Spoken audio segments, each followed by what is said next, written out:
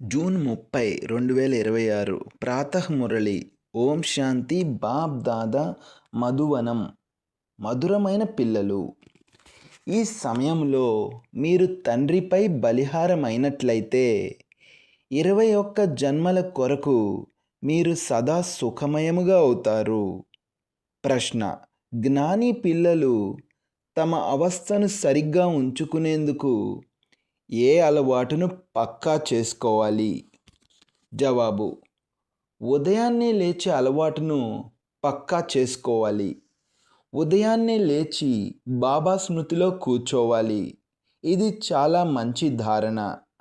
ఏ పిల్లలైతే త్వరగా పడుకుంటారో మరియు త్వరగా లేస్తారో వారి అవస్థ రోజంతా బాగుంటుంది. అజ్ఞానుల నిద్రతో పోలిస్తే జ్ఞాని పిల్లల నిద్ర సగమే ఉండాలి. 10 గంటలకు నిద్రపోండి, 2 గంటలకు లేచి కూర్చోండి. ధారణ కొరకు ముఖ్య సారము. మొదటి పాయింట్: 21 జన్మల కొరకు సదా సుఖమయముగా అయ్యేందుకు ఒక్క తండ్రిపై పూర్తిగా బలిహారం అవ్వాలి. శ్రీమతము ద్వారా శ్రేష్టముగా అవ్వాలి. మన్మతాన్ని మరియు పరమతాన్ని త్యాగము చేయాలి.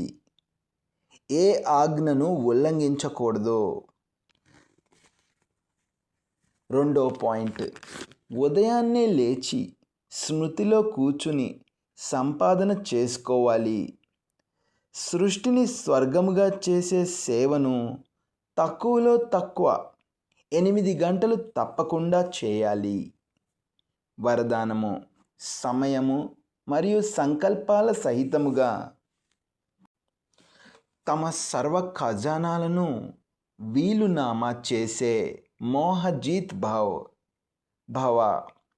ఏ విధముగా లౌకికములో తమ పిల్లలకు సర్వస్వాన్ని వీలునామా చేయడము జరుగుతుందో అలా మీరు కూడా బాబాను మీ వారసునిగా చేసుకొని సర్వస్వాన్ని వీలునామా చేసినట్లయితే విల్ పవర్ వచ్చేస్తుంది.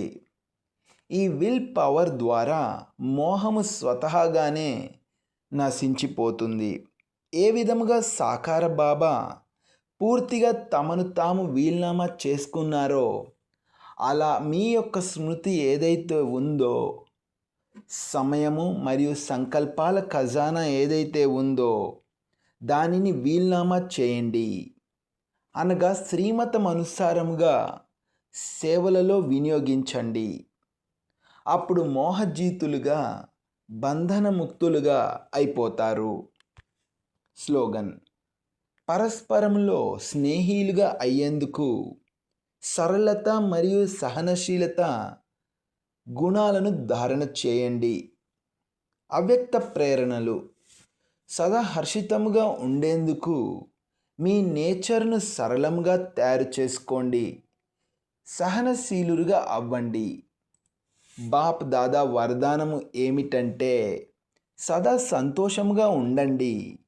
సంతోషమనే ఖజానాను పంచండి. సంతోషపు అలను అందరిలోనూ వ్యాపింపచేయండి.